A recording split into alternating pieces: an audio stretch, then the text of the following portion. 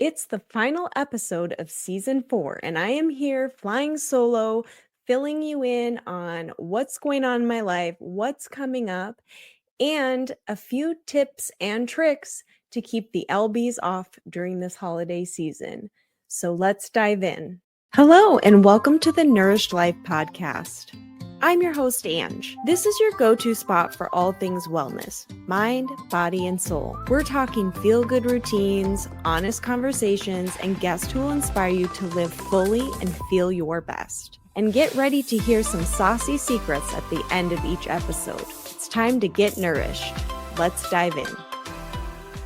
All right, this is episode 12 of season 4. It's hard to believe I've already come this far in this season, and I thought a recap would be perfect. Recap as into what's going on in my life and what's on the horizon. And of course, as we are entering the holiday season with Thanksgiving just 2 weeks away, and then we have Christmas, New Year's Eve, all the parties.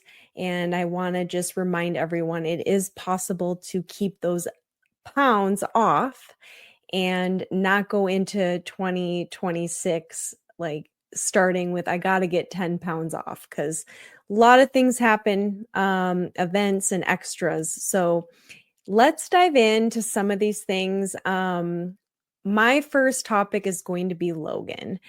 We had an amazing graduation. I had no idea what what the Marines boot camp graduation would look like. And it was neat to be in a new world. I'm familiar with going to graduations from college or just people finishing up trade school, but doing a military world is completely foreign to me. So I soaked it in. James thankfully brought both cameras, so we got a lot of cool pictures, and I wanted to like participate in some of the activities that they had, like different workouts and runs, but I'm like, is there like a section for the moms to participate? And no, they don't have that. So but I enjoyed it. I enjoyed seeing him and spending time with him.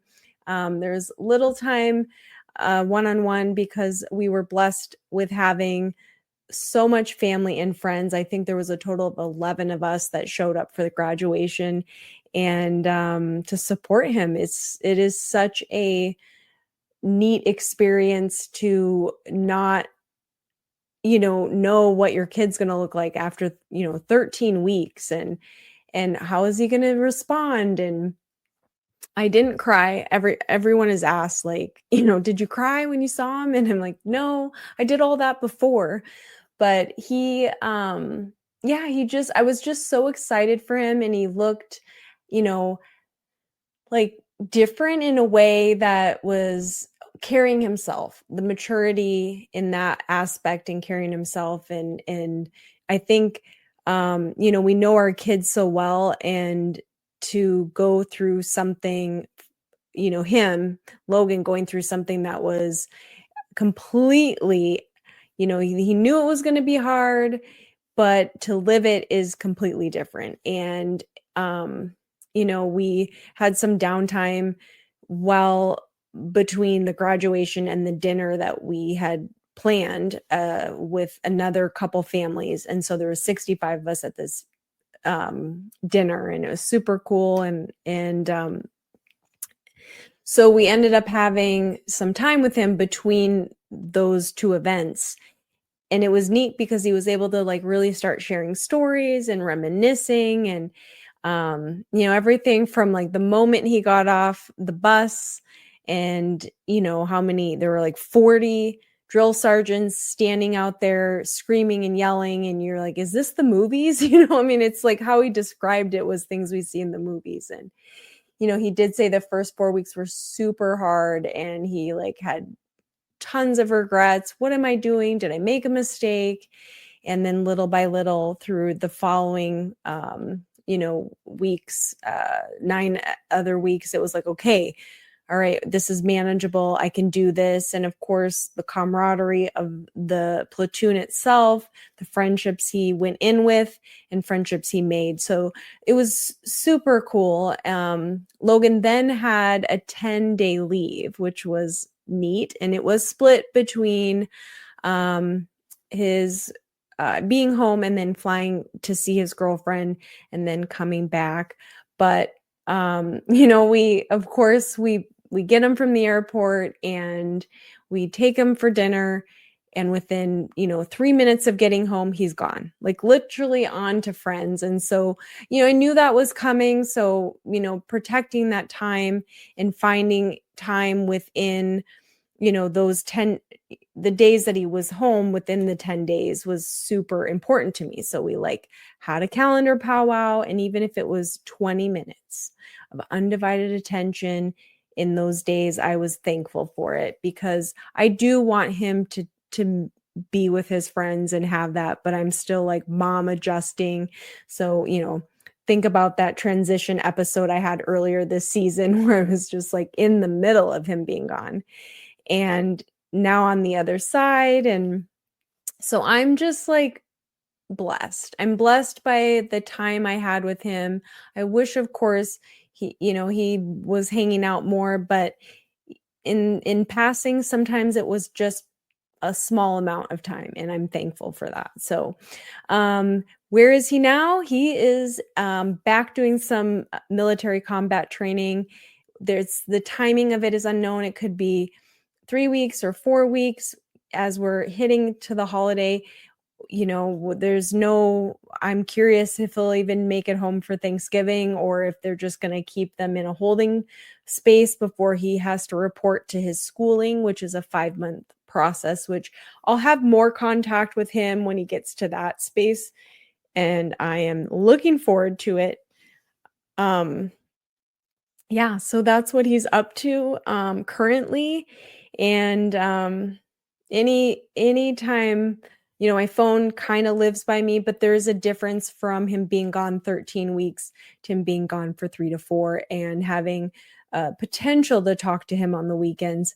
But it's manageable. And that 13 weeks gave me a taste of these short weeks that are truly a snippet in his process and time. So take it when I get it, and finding my way into putting more things on the calendar with friends and connecting with, James and I kind of revisiting things with us of like, let's hit up the driving range and start putting stuff on the calendar, because we're in a new season and a new chapter, and we've already done some cool stuff. So we're going to keep trudging forward on those. And so that's what's going on in the running space. The Gilbert Half Marathon training program was also 13 weeks. And this is week 12. Next Saturday is going to be the actual race, and I'm excited to be a part of another group who has, embraced the miles. And I found a fun fact. I did an average of running miles throughout the program with everyone who's committed and showed up. And roughly 9,340 miles were ran collectively by the 5K group, the 10K group, and the 3 different half marathon training groups. And to put that in perspective, that is as if we ran to Singapore. So that's about 9,340 miles from us here in Gilbert, Arizona. And then also, if we had done an out and back, which is often common in the running world, those of you who are not runners and listening, that is when you run to a destination that's, let's say you have to do a 5-mile run, you'll run somewhere 2.5 miles, turn around and come back. So that is our terminology in the running world, is called an out and back. So if we were to do an out and back to Peru, that would be the same amount of miles accomplished. So I am running it this year, only the 5K, and I get to have the honor as like I did last year, and that is to put medals on are runners who will complete it. So I hope I get everybody. There are some faster 5-mile runners, may not get to put the medal on them, but I will collect my medals and hand them out to everyone, because what an accomplishment. And I've been on so many races on the other side where I get the medals given to me, but to be the one to give them and to have watched week after week these runners who are improving their existing running, lifestyle, or ones who haven't ran, or ones who have taken a large break, and to show up for this for themselves. And with the celebration we had today, we talked about a why, and I really want to highlight that the why is what motivates us. So whether we choose running or saving for something or paying off something, there's a why, and that why is the thing that we lean back into when we have no idea like, why am I doing this again? And then that why comes back. And so I shared my why has changed over the years, and with doing different races and different times of my life, there's a person or a group of people or something within myself that I'm doing a run for. And when the miles get bigger, or the challenge, physically is like pushing against me, and I'm tired and I feel like lead, you tap into that why, and that's what the motivator is. So for me, it was my kid, and that he is out doing really hard things in this training boot camp, and things that I have never experienced. And I've done some tough mudders. I've done 4 tough mudders, and I've been very uncomfortable running those it's like a half marathon with all these different obstacles. And so I've done tough things, but after hearing stories with my kid, and then knowing also what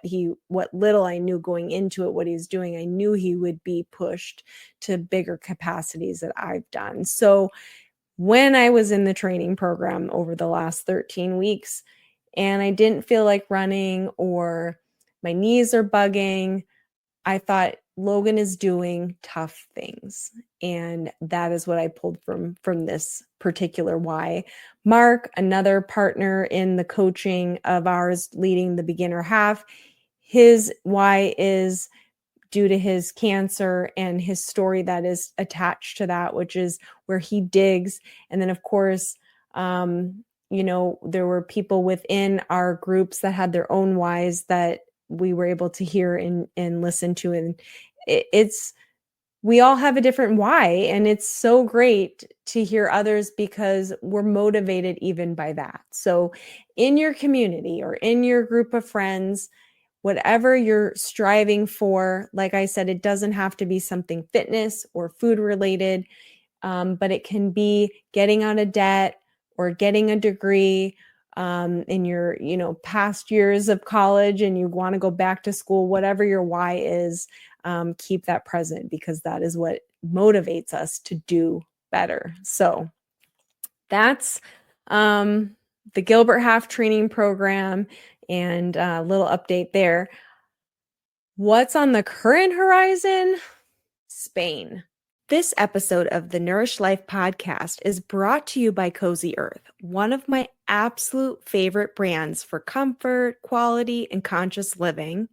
If you're ready to upgrade your sleep and self-care game, you have to try their bamboo sheets and ultra soft loungewear. They're breathable, temperature regulating, and made from sustainable materials. Seriously, it's like wrapping yourself in a hug. I've been living in their all-day tea. Perfect for slow mornings, cozy evenings, or just feeling good throughout the day. And here's the best part. You can get 40% off with the code LIFE when you check out. That's right, 40% off of your new favorite cozy essentials. So treat yourself, you deserve it. Head to cozyearth.com and use the code LIFE at checkout. From there, I'm going to take a train. My girlfriend's going to meet me in Madrid, and then we're going to hang for the day for a handful of hours, and then take the train down to Seville, which is the Airbnb she's going to be at. So then I'm like looking at how far south this is. So if you're listening and you're not driving, open up maps and check this out, because if you don't know geography, do a little lesson and find out that how close Spain is. So I'm like, Spain is to Morocco, and then Seville. So Madrid's kind of in the middle. Head a little south by a couple hour train ride, and you're in Seville. And then a little bit, now it's mountain town. So although it looks close, I have discovered that it's not that quick. And so my girlfriend said, let's fly. So we are going to, the day after I arrive, I'm flying. Her and I are hopping on an airplane and an hour flight to Morocco. And we're going to have 2 full days, because we'll stay one night, but then leave the following evening. So I can't believe it. Like, that's, I think going to Morocco is the most like, wow, it's happening. Because as a young girl, I've always wanted to go to Africa.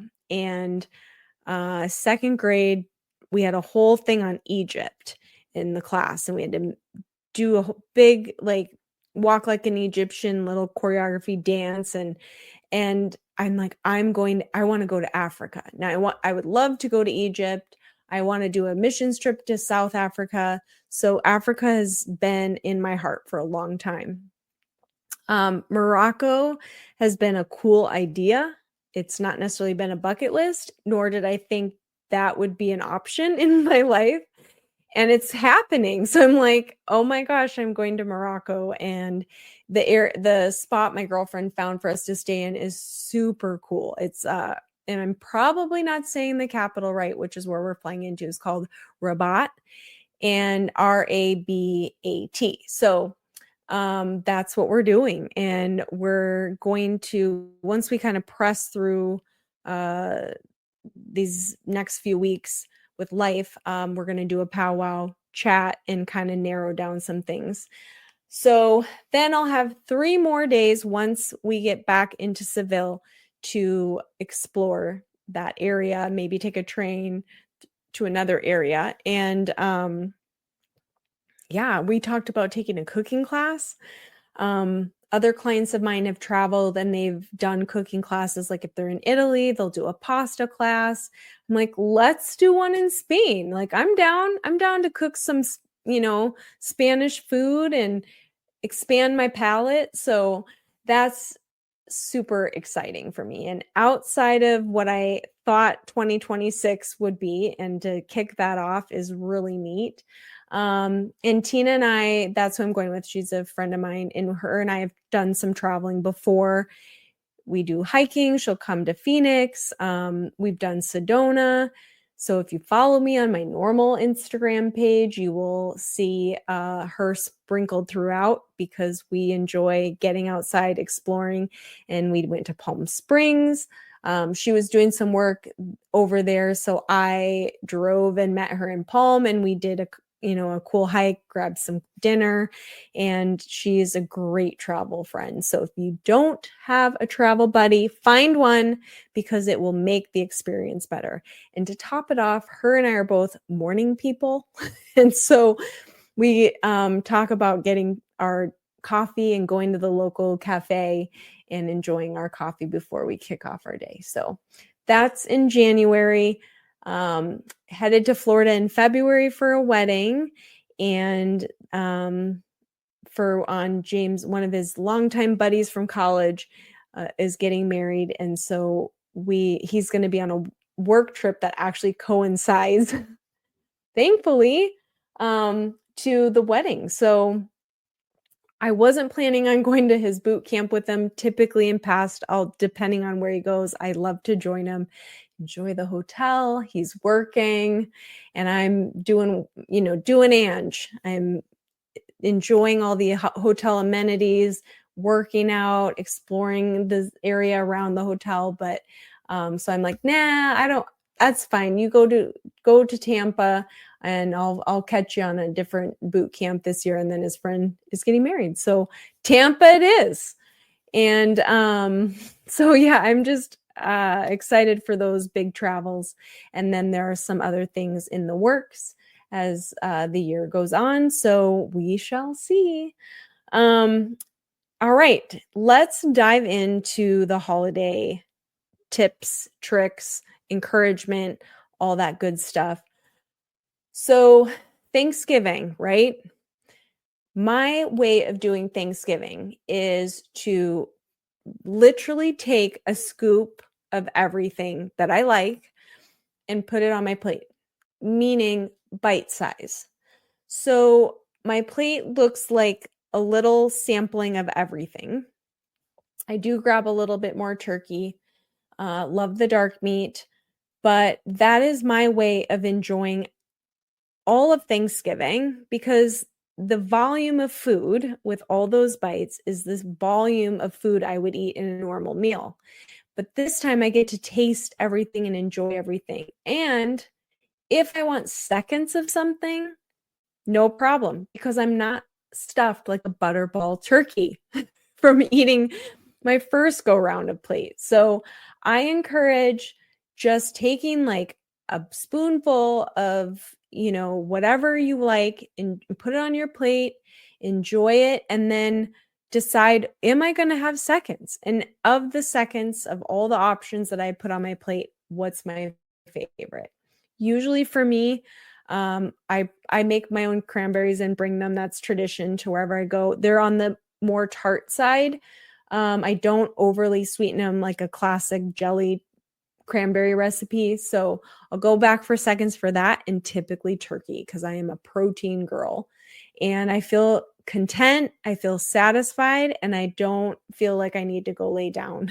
So that's my one trick. And I do like walking afterwards or moving. Whether it's like socializing and chatting and standing and just having more movement than continuing to be sedentary.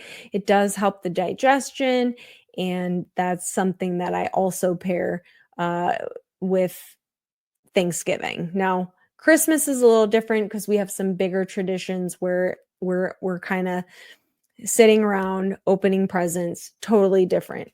But I do a workout Christmas morning, and Thanksgiving morning. This year, we are not participating in a turkey trot, something that has been James and I's tradition for the last 6 years.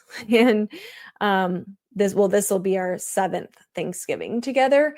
So we're not. He's going to do his run, and I'm going to hit my garage gym and do a workout. And I've got about 60 we call it butt muffins, which are your Thanksgiving rolls, but they look like little butts the way I bake them up. So I've got about 60 of those to do. We're having a big Thanksgiving this season. My mom's side of the family, 5 siblings are coming into town, and then I've got cousins, and then their kids are going to be here. So it's going to be a very full and blessed Thanksgiving. But back to the working out, I'll do my workout and get that in ahead of time. And also for throughout the holiday season, there's a lot of different events that go on, different gatherings that are always typically surrounded by food. My encouragement is to grab coffee, grab tea, just something simple with friends because there are going to be a lot of things that are food focused, meals, dinners, eating out. I'm already finding myself eating out more than I normally would, and what's coming up on the calendar because we are trying to connect with people, and there are different friends have different parties going on. So when I put in those bonus hangouts, I try to do coffee or tea. That is a way to minimize the extra caloric intake during the holiday season. But it's hard. It's hard not to. I'm not going to say no when we're getting invited somewhere or I have an opportunity to catch up with a girlfriend. I'm definitely going to be mindful of like, okay, how do I fit this in?